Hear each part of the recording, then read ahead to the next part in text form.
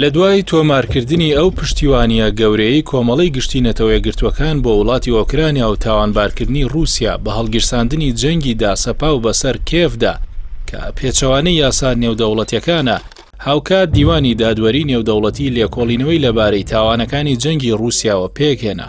لە دوای هەموو ئەمانە سەرۆکی ئۆکرانیا ڕایگەیاند حکومەتی مۆسکۆ دەبێت زیانەکانی وڵاتەکەی ببژێرێت و باجی وێرانکاریەکانی بدات.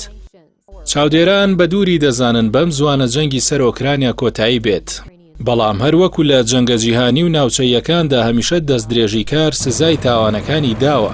لە دوایە و پشتیوانیە گەورە نێودەوڵەتی لە ئۆکرانیا دەکرێت و هەر لە ئێستا و رووسیا وەکو تاوانباری جەنگ لەلایەن کۆمەڵی گشتینەتەوە یەکگرتووەکانەوە ناسێنراوە، بە هەمان شێوە وا چاوەڕوان دەکرێت مۆسکۆش باجی ئەو دەست درێژەی بدات و لە داهاتوودا هەموو زیانەکانی ئۆکرانیا قەرەبوو بکاتەوە.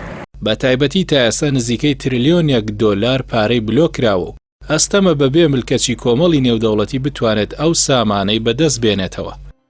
هەر ئەو هۆکارەشە لە ئێستادا سەرۆکی ئۆکرانیا ڤلۆدیمیر زیلنسکی لە وتارێکدا کە پێشکەشی جەماوەری وڵاتەکەی کرد، هەڕەشەی لە دەسەڵاتدارانی کرێملین کرد بەوەی دەبێت باجی تاوانی وێرانکاری وڵاتەکەی بدەن و ئەو زیانانە ببژێرن.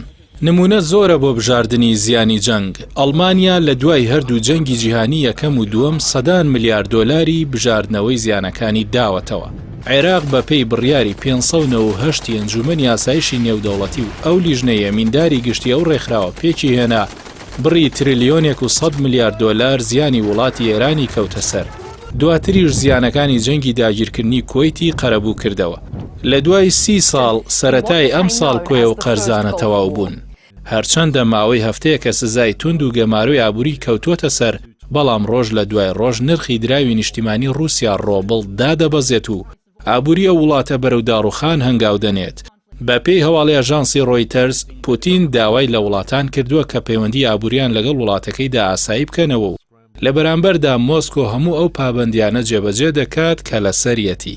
کەواتە دوجار ڤلادیمیر پوتین باجی کردەوەکەی دەدات و ناچار دەبێت بۆ قەرەبووکردنەوەی زیانەکانی ئۆکرانیا تا بتوانێت دەستی بگاتەوە بە داراییە بلۆکراوەکانی، چونکە هەر لە ئێستاوە کۆمەڵی گشتینەتەوە یەکگرتووەکان و دادگای نێودەوڵەتی بە تاوانباری لە قەڵەم دەدەن.